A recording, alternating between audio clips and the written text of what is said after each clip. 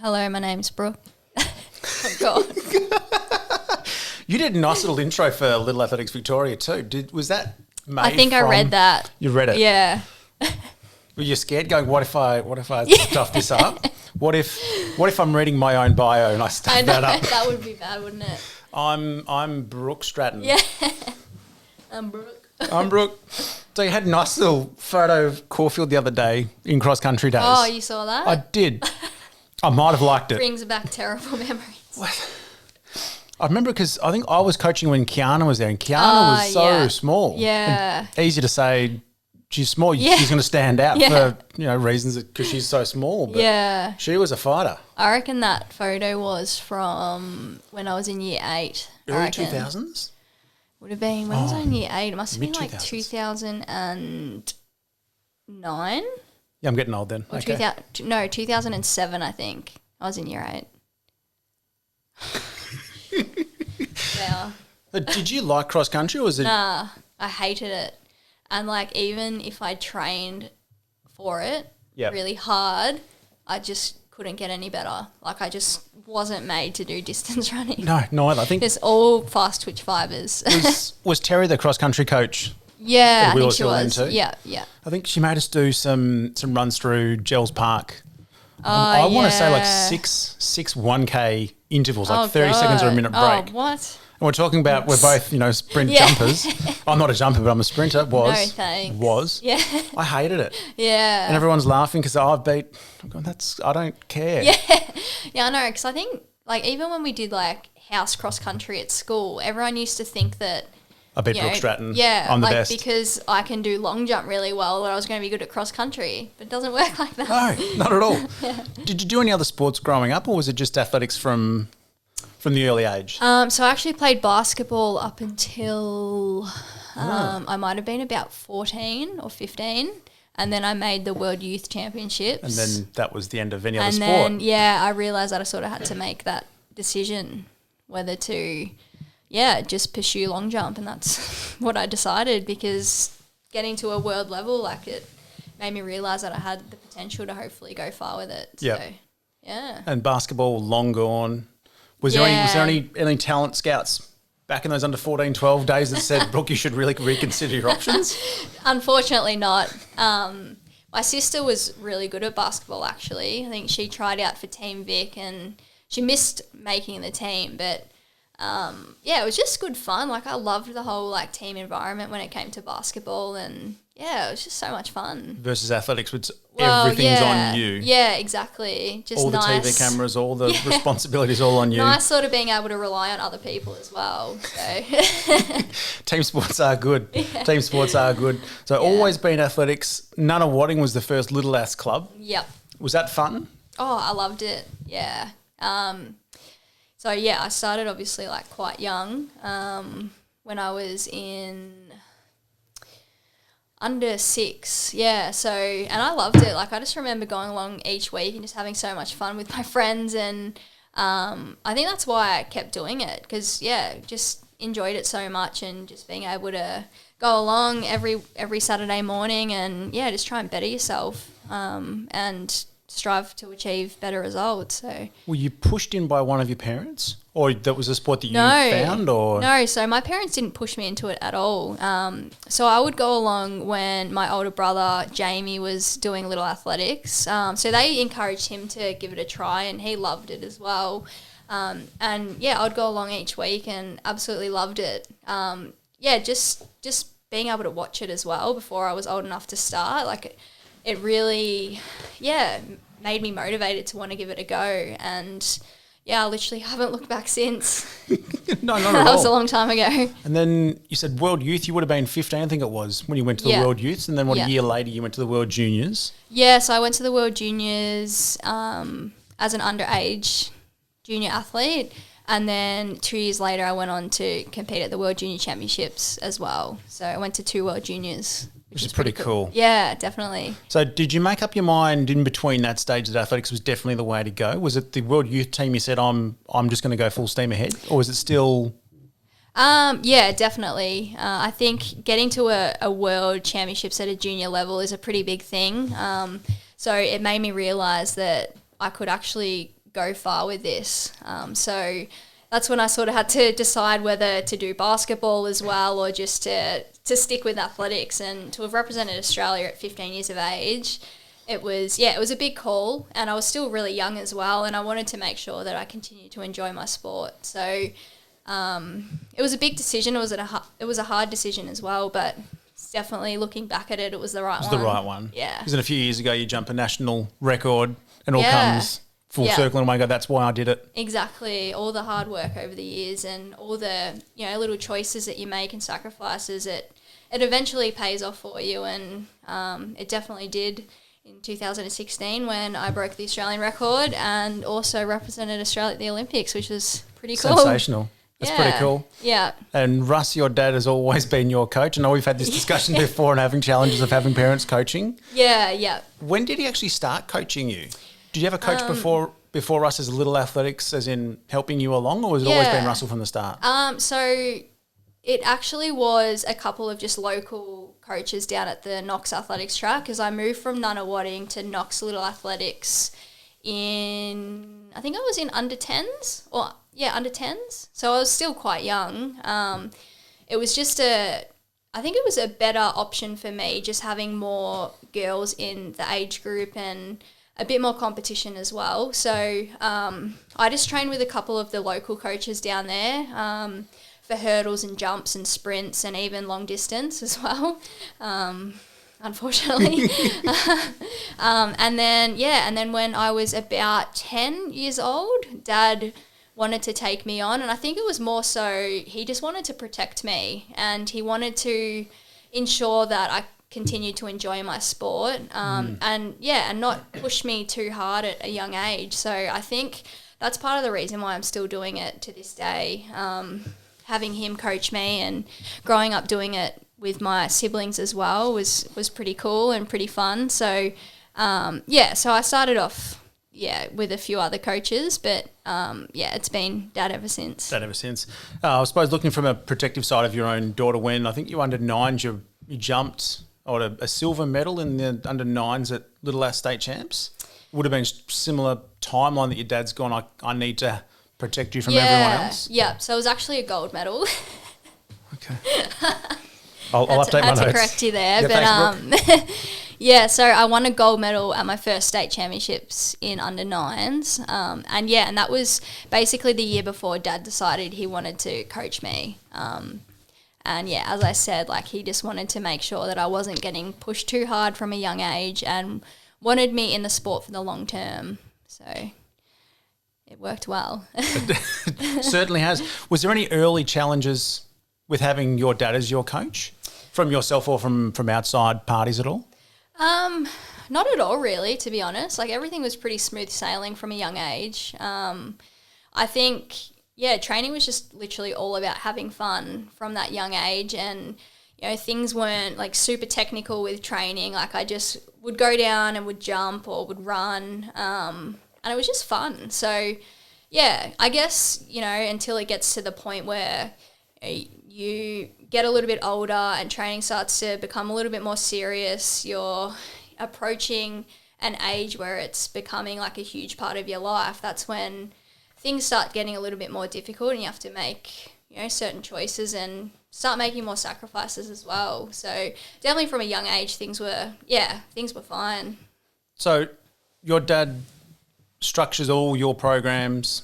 He doesn't structure your weights. I think you said Corey from the VIS does the training at the VIS. Yeah. Do they work closely together on the overall structure and planning of your program? Do they talk fairly often on when you're needing more rest, more hard work? Yeah, definitely. I think it's super important to have everyone on the same page. So I've got my strength and conditioning coach at the Victorian Institute of Sport, Corey, who looks after everything that I'm doing in the gym, and then Dad basically looks after everything else, so my running and my jump sessions. And it's all about just making sure that I'm not doing too much, and that I'm doing enough to make sure that I'm getting the most out of my body, but not pushing it too much that I'm going to get injured. So I think it's super important to make sure that everyone is communicating and everyone is aware of what I'm doing. with all of these different aspects of my training. And how much input do you have on the training? On the jumps, on the running, on the weights? Or are you fairly trustworthy of those two to put it all together? Yeah, I don't have a huge input, to be honest. Like occasionally I'll say what I think, and either Dad or Corey will take these little things on board. But yeah, I have 100% trust in what I'm doing in the gym, and both on the track and in the jumps pit as well. So you've just got to learn to be able to trust everyone around you, and everyone, you know, they all have the right intentions and just want what's best for me. So yeah. Which is cool. Yeah, definitely. I think you mentioned on the Little Athletics podcast with Lachlan, you're doing a lot of work on recovery, but mindset as well. Yeah. I think, especially during this COVID period, I've been able to really reflect on the things that I do need to work on. And over the years, having had several injuries, I think recovery was something that had been neglected a little bit more than what it should have. So yeah, just making sure that I'm recovering well in between sessions and doing all the little 1%ers on the side as well. And also, yeah, when it comes to mindset, just making sure that, you know, you're staying positive through not only the good times but the bad times as well. And, you know, being able to be really focused and keep that positivity around. And in times like this where we're really unsure of what's next and you're having big competitions postponed, yeah, it's important that you see things in a positive light and not dwell on these things either. You know, you're a very positive person. When I saw you on, it was one of the TV channels, I think we spoke about it earlier, the words you mentioned were lost in terms of not knowing what was going ahead and planning anything from that day, because you couldn't train, you couldn't compete, couldn't do anything. How hard was going through that now that the Olympics have a date in 393 days or whatever the count is now? Yeah. How's that now, that mindset? It's a lot better now. I think when they postponed the Olympics initially, it was really hard to digest, or even just the talk of it not going ahead. It was really hard because, you know, you work so hard to make sure that you're as prepared as possible to hit your peak on this certain day. And yeah, it was just really weird having had that goal ahead of you and then having to sort of reassess your goals and your plans for the year, and push everything back a year. So yeah, I definitely felt really lost at the start, and I didn't really know how to take it, but I just sort of thought, like, you know, the Olympics being postponed a year, it gives us the opportunity to still get there, hopefully all being well. Yeah, things improve with COVID and we can get there next year. But, yeah, there's another opportunity there. And I think, if anything, you can use this time to the best of your ability and, yeah, make changes if you need to make changes, and just work on the little things that are going to get you to Tokyo next year in better stead. And then work on those things like recovery. Yeah, definitely. So what were you doing before, or not doing before, in terms of recovery that you've started implementing now? So just a little bit more like foam rolling, self-massage, even just having had a few foot injuries in the past, just making sure that I'm, looking after my feet a little bit better, icing them after sessions, between sessions. Nothing too substantial, but just, being able to put that time aside to be able to do these little things. And I think living such a crazy life a lot of the time, you're just running around so overwhelmed and stressed that you forget about all these little important things. So it's been nice to be able to reflect on that and, make a few little changes. So what would your weekly structure be for training? So at the moment I'm in more of a base training block, a general prep phase. And I've got 3 gym sessions a week. Monday, Wednesday, Friday. I've got 2 running sessions a week, which are Tuesday and Thursday. And then Saturday's been more of a plyometric / conditioning circuit session. And then with a Sunday recovery day. And on top of that, a little bit of mobility and core exercises, 2 to 3 times a week as well. It's a fairly good balance. You feel it's all working pretty well right now? Yeah. Had a little hiccup as of recently, but I think it's just hard to know like being in such a weird place this year, not knowing what the next event is on the horizon, just knowing what you should be doing at the moment. So we're just trying to keep me really strong and powerful in the gym, and doing a bit of speed endurance training when it comes to my running. Haven't really done a heap of speed work. So, just trying to focus on what I can focus on, and staying away from the jumps pit as well at the moment, because I think if there's a time to give myself a break from that, it would be now. So hopefully over the coming weeks or months I can get back in the pit and just start doing some more long jump specific training. Yeah, makes sense. It's a good idea, especially if we're looking at Little Ath's restrictions of aerating the pit each time one or someone else jumps into the pit. It'll be extremely hard to actually do that. I know. Because you've got a squad of 4 or 6 at least. Yeah, there's 3 of us that jump, and then a couple other athletes that run. So, yeah, I guess that'd drag out the session a little bit if you're having to do that after every jump. Yeah, it's painful, don't ask how we're going to fit that one when it comes back to competition. Seniors might have a different story, hopefully. Yeah. In terms of the gym that Corey gives you, is it mostly weights, body weights, core conditioning? How does it usually go in a perfect world, not COVID? So generally I do 2 sessions a week, but at the moment we've ramped things up to 3 sessions a week, and I have generally about 2 or 3 main lifting exercises, whether it's clean pulls or cleans, Bulgarian squats, single leg squats, step ups.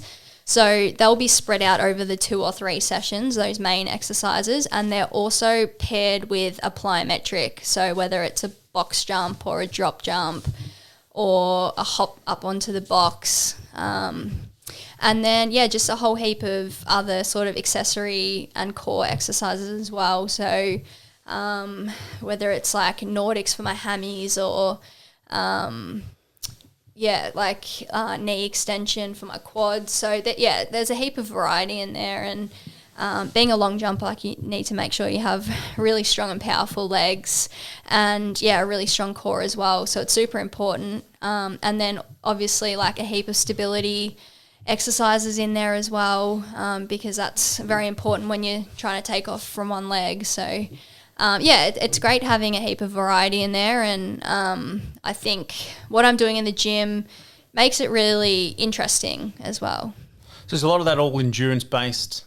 Is it strength based? If I'm looking at 5 rep maximum for those heavy lifts, and then your endurance 30 seconds, minute, 15 to 20 reps types.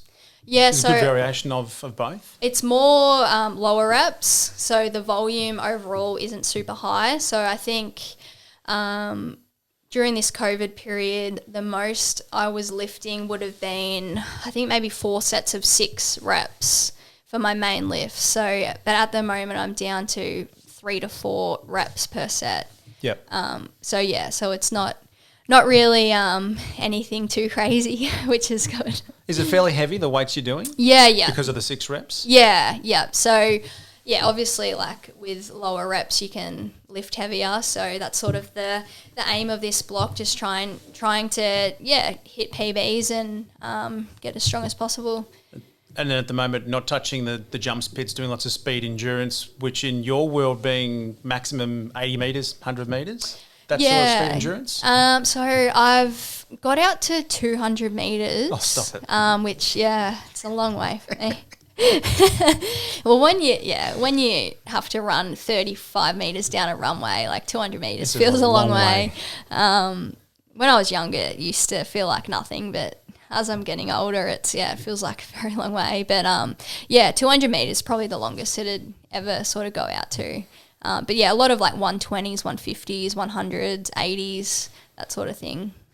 Short efforts, quality. Yeah, and then exactly. when you're getting into a competition phase, you'd be doing much, much less, maximum of that 80, 100? Yeah. So I'd be doing anywhere from like 40 metres up until 100 metres. Like I wouldn't really go past 100 metres during the season.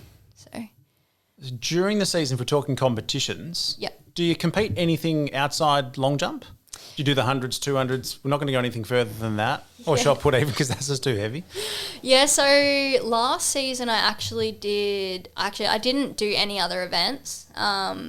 Whereas the season before I did a couple of 100-metre sprints, which is really good. It's just a good guide to see where my speed's at, because obviously with long jump, speed on the runway is super important.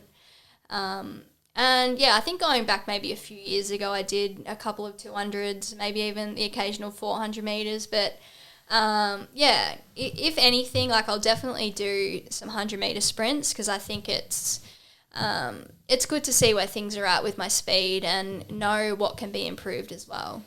So what is your personal best for 100? My PB for the 100 is 11:91. Which isn't terrible. No, it could be better. It could be better. Would that be something you'd look at doing a bit more often, just to mix it up, or is that taking too much time away from the long jump? I would like to. Generally, I'll do 100 metres at the start of the season before I start jumping, which is generally when my speed probably isn't at its best anyway. So I've just sort of come off a big winter base. So hopefully, in the coming years, maybe I could do a couple of 100 metres during the season when hopefully my speed would be at its peak. It'd be good to see where things are at. That'd be pretty cool. Be very different. Why not? Would any of your rivals be concerned if you did turn to the 100? Would Sally look around and go, oh no, Brooke's now turning her attention over, I better look out? Or is Sally like, yeah? Oh, I don't think I would be fast enough for anyone to really worry about me. There's some women in Australia running, 11.4, 11.5 in the 100, 11.3 even. So I'd like to think I could maybe run a 11.7 or 11.8, but I don't know if I could go too much quicker than that. You're doing a lot of long jump at the moment. You never know if you change it over. Russ is going to kill me from saying this, by the way. Sorry, Russ. Well, maybe I could consider an occasional relay or something if I was good enough, but yeah, we'll see. You would have mixed up a lot of those events when you were growing up, all through the teenage years at Caulfield. Yeah. Did you do a lot of that, or when did you start to ease and specialise more so in the long jump? So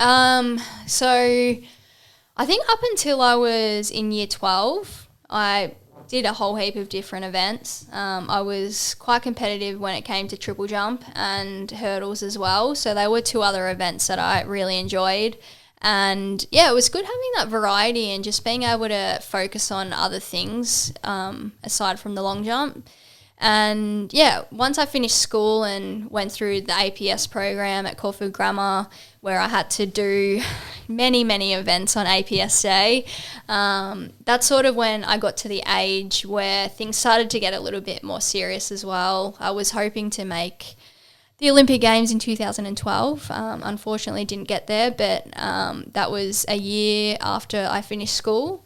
And that was when I sort of had to make that decision to really just focus on the long jump.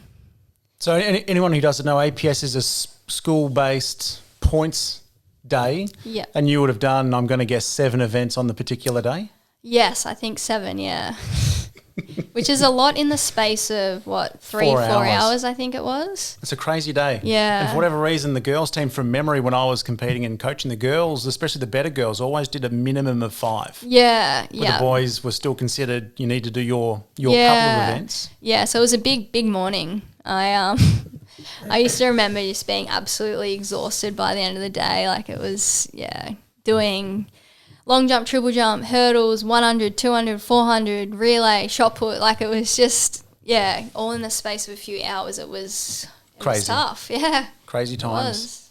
Yeah, I'm glad I didn't have to go through a lot of that. Yeah. I said that the stress I wouldn't recommend it. The stress of 1 or 2 events is better than the stress of 7. Yeah. I guess you got to just do what you have to do for the team. And it was well worth it in the end because we won the cup. And that's it. Especially in year 12, my final year of school, it was really exciting. Pretty good moment. Yeah, definitely. Out of curiosity, all the girls that you went to school with and did athletics, did they all continue all through year 7 through to year 12, or did they trail off? I think most of the athletes did continue on with it right up until year 12.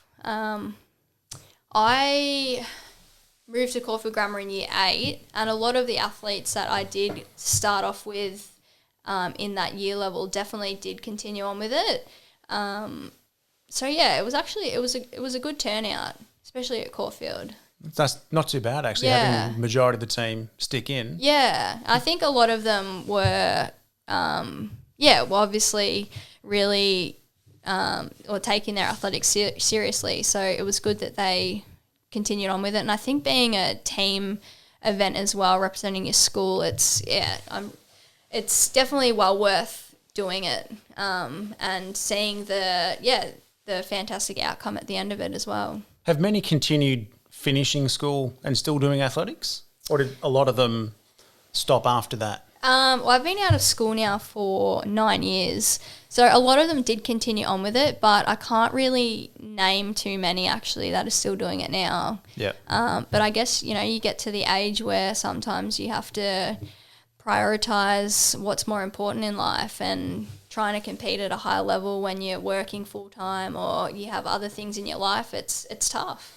So are you working full-time at the moment, or are you a full-time athlete? I'm a full-time athlete at the moment. Oh, that's cool. Yeah. That is sensational. How does that go? Do you wake up in the morning and pinch yourself and go, I can't believe I'm doing this? A little bit, yeah, sometimes. It does get tough though. I think just making sure that you're doing enough and not just like fully focusing on your sport, because sometimes you need those outlets and you need other things to think about and worry about. So I just finished studying last year actually, so that was really good having that on the side, something else to focus on besides my long jump. Whereas at the moment, not working, I guess just trying to enjoy life, especially while there's not a lot going on with COVID, just enjoying the little things in life, which has been really nice. It's a very different time at the moment. So it's very strange. It is. You can't do anything. Nah. Which has been good in a way, but also it's been tough as well, because I had so many plans of competitions overseas and Olympics and just a lot going on, and to have that all just taken away from you, it's kind of like, well, what do I do now?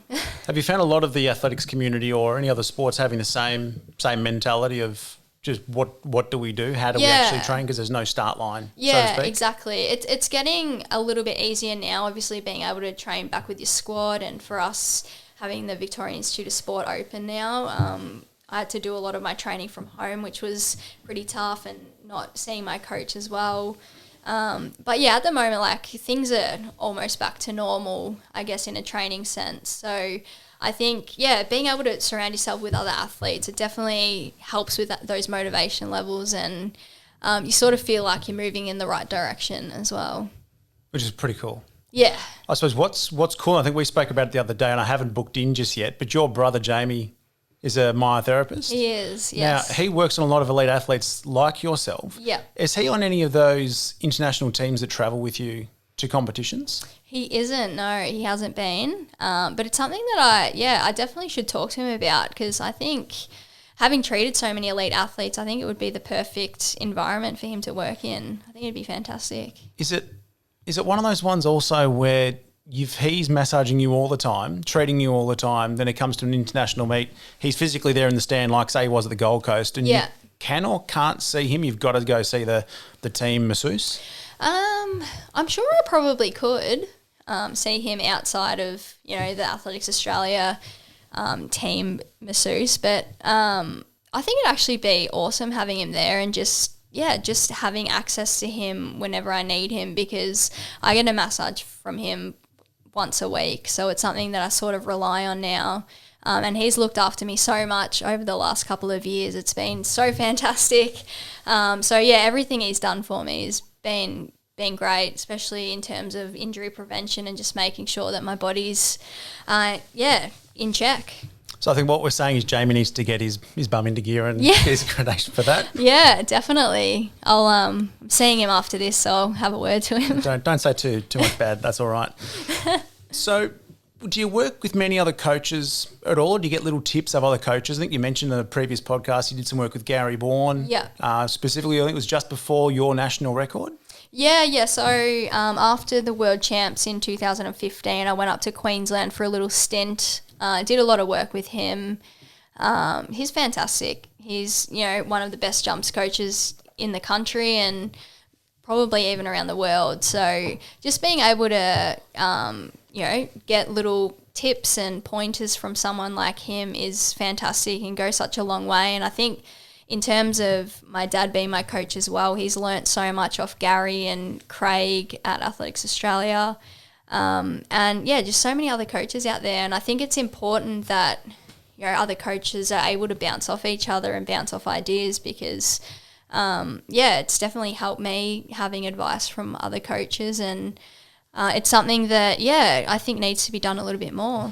So is it something that Gary saw that he thought he could help out with, talk to Russell, talk to you about something that he saw? Or was it something that your dad went up to Gary and said, I'm not sure what's quite going on here. I need some help. Yeah, so after the World Champs in 2015, I narrowly missed the final. And then we sort of were looking over footage and realised that my takeoff position needed a little bit of work. So I was leaning back at takeoff and I was sort of slowing down as I was approaching the board as well. So just doing a lot of work on that and making sure that I was taking off in more of an upright position, not losing speed at takeoff as well. So I worked on that I'm still working on it to this day, just trying to perfect the little things. But just something as simple as that made a real big difference. And even just my running technique as well, getting footage of that and watching it back in slow motion and just trying to pick out little things that can be worked on.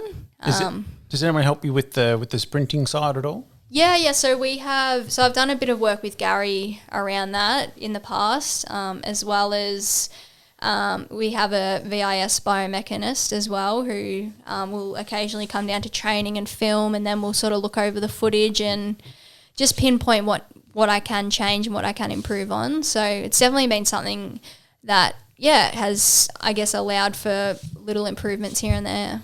Has it been a bit eye-opening in terms of just the subtleties in biomechanics and what's needed to be changed to make a small difference? Definitely. Having studied a health science degree and majored in sports science, I did a biomechanics unit and I just found it so full on, so difficult. So I learned a lot through my studies and, just being able to apply that into my training and it's been fantastic. So, I definitely think it's allowed me to understand, the biomechanics of running and jumping that little bit more. You're a celiac. Yes, this might be a common one for a lot of athletes. Yeah. How was that changed when you were first diagnosed, and how do you manage that? So, it's been good, but also has been very challenging over the years. So I was diagnosed with celiac disease in 2013. So it's been just over 7 years now. But the first thing I did was see my dietitian through the VIS, who was able to give me some advice around diet, what I can eat, what I can't eat. And also got a lot of help from Celiac Australia as well.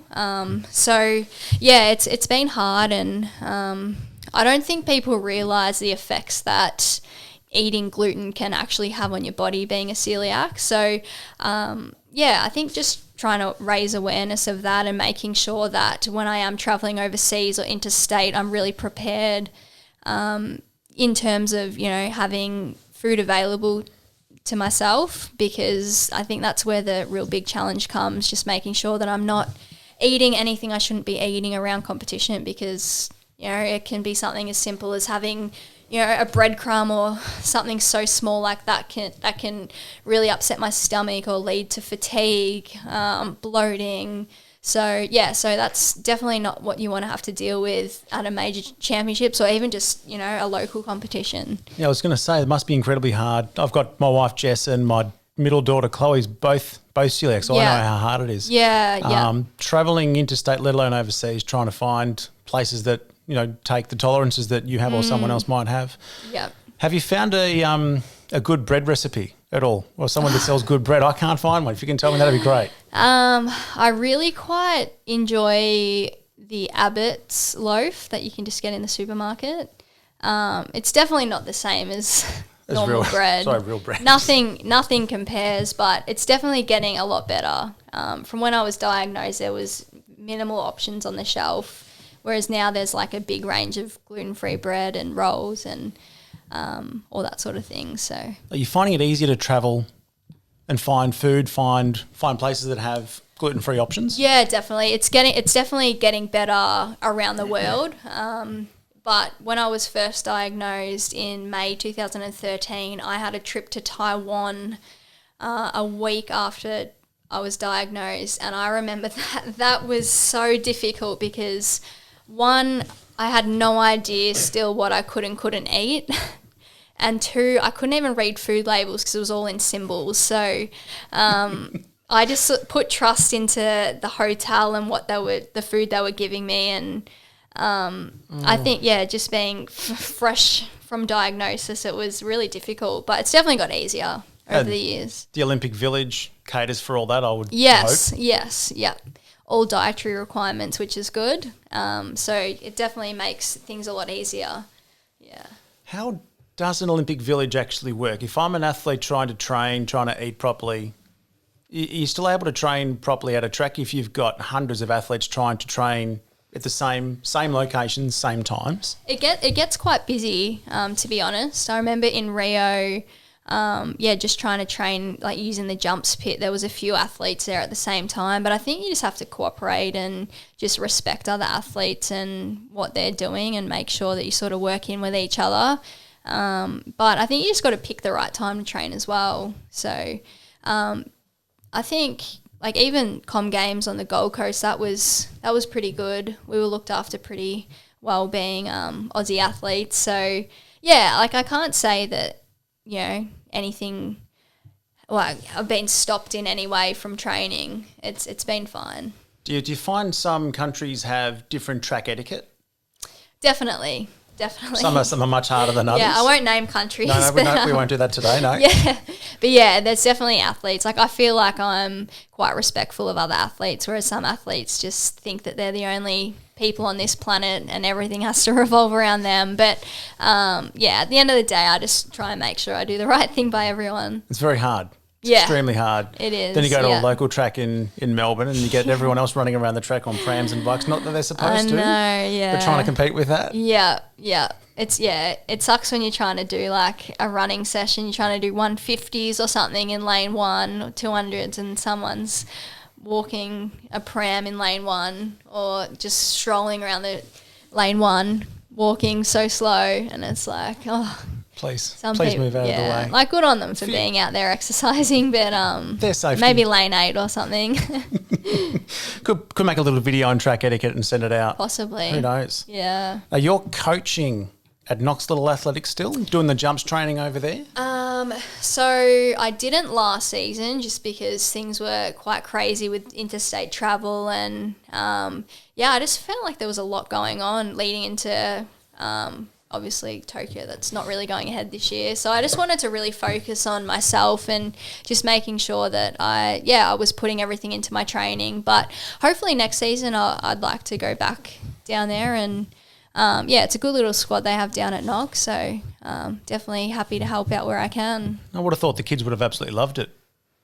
I'd hope they would have, yeah. Did they know who you were? Oh, yeah. Good. Yeah, they definitely did. But yeah, it just got hard, like just around training and just being able to fit everything in. So it was something that I had to make that decision whether I could do it or I couldn't. And it got to the point where it was just a little bit too much. But yeah, hopefully next year, as I said, it might work out a little bit better, and I'd definitely love to get back into a bit of coaching. So next year is in after Tokyo? Well, that next year, that's 2 seasons' time. Mate, assuming this season goes ahead. Well, yeah, I guess we'll just have to wait and see. Would you be interested in taking some relays as well? Oh, I guess why not? Why not? I think I sort of know the basics on how to pass a relay baton. So, look, we'll take you at Croydon, that's for sure. Yeah. Why not? So, have you got any thoughts of a job or a career after your long jump? Yeah, so I definitely have been thinking about it because obviously athletics is a huge part of my life at the moment, but I want to make sure that I've got something to fall back on post long jump. And I finished a Bachelor of Health Sciences last year at Deakin, and I have considered doing a master's in health promotion. And I was thinking about doing it next year because I wanted to get through Tokyo, and then I was considering doing it then. But now that Tokyo's been pushed back a year, 2 years' time. I don't know whether starting it a couple of months prior to the Olympics is a really good idea. So, yeah, it's something to consider maybe, in the next couple of years. But in saying that, 2022 is going to be a huge year as well with the Commonwealth Games and a World Championships in the space of a couple of weeks apart. So, yeah, I guess it's in the back of my mind, but I'm not really in a rush to make that decision. But I've also been speaking with my fiancé Nathan, who's an exercise physiologist and also does some personal training on the side as well. And, yeah, we definitely want to maybe sometime down the track start up our own business together. We're both very passionate about health and fitness and just being able to help other people as well. So maybe, starting up a gym or something along those lines. It'd be pretty cool. Would there be a jumps element to that, athletics part to that? Possibly. Surely there would be. Possibly. We'll have to throw all the ideas out there. Absolutely. So if you had a 14-year-old girl come to you and say, I need some tips on long jump. Yeah. What would be the first 2-3 things you'd suggest without seeing them jump at all?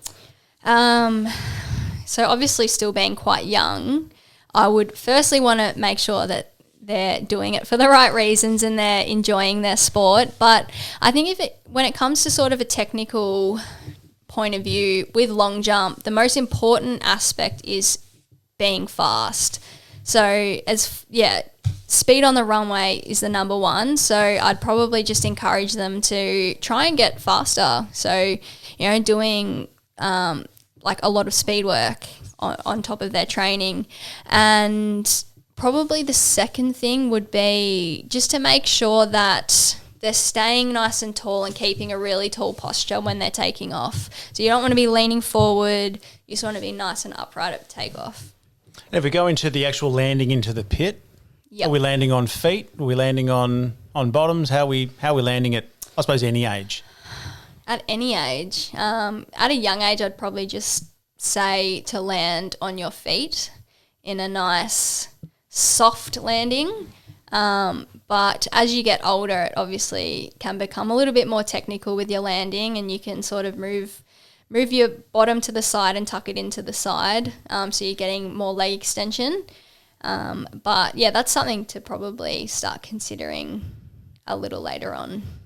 Have you done any videos, any how-to videos on jumps or athletics at all? I haven't, no. Might have to borrow you for some. We're looking at doing that for Croydon. Oh, perfect. So I might borrow you for a long jump why explanation. not? Would be fantastic. Okay. And then I'll just make you do everything else. Maybe discus, pole vault. Oh gosh, I'm not sure if I'd be able to explain those events very well. Neither can I. I can do running pretty well. Okay. And then that's the limit.